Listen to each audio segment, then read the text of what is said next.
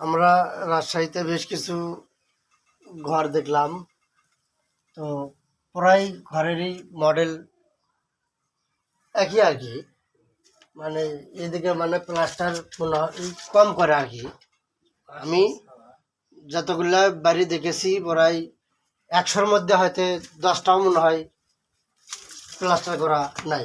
আপনি কি করছেন? এরকম মানে এটাই সুন্দর। আর আসলেও আমাদের কাছেও কিন্তু অনেক সুন্দর লেগেছে। তো আপনাদের কাছে কেমন লেগেছে অবশ্যই কমেন্টে জানাবেন। আর সবচেয়ে ভালো লাগলো একটা বিষয়, আমাদের বগুড়ার এবং প্রত্যেক এলাকায় মানে যে সানসাইটগুলো থাকে, সানসাইটগুলো কিন্তু ঘরের ভিতরে থাকে, তাই না? আর আমরা দেখতে পাচ্ছি কি, এই যে সানসাইট দেখতে পাচ্ছেন, সানসাইটটা কিন্তু ঘরের বাইর দিয়ে, এটা কিন্তু ঘরের বাইর সাইড, ঠিক আছে? তো আমরা কিন্তু ঘরের বাইরেই আছি।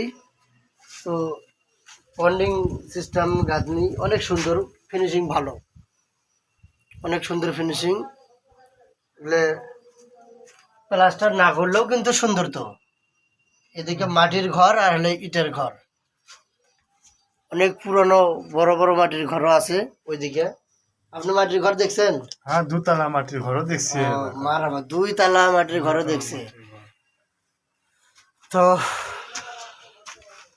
আমরা এই বাড়ির ভিতরে যাব।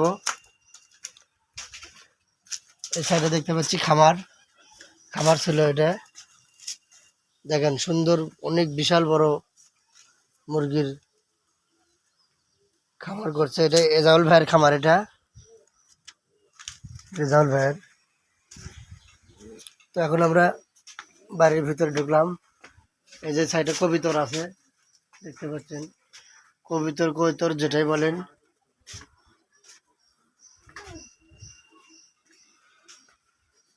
আপনার বাড়ির পুরো ভিউ দেখাচ্ছি। এই যে কবিতর, এর আগেবার আমি আসছিলাম 1.5 বছর আগে। কবিতর মনে হয় সে সময় বেশি দেখছিলাম, তাই না? এখন কম। বাড়ি করছেন কত সালে? তো 15 সালে ইয়া করা, 16 সালে কমপ্লিট।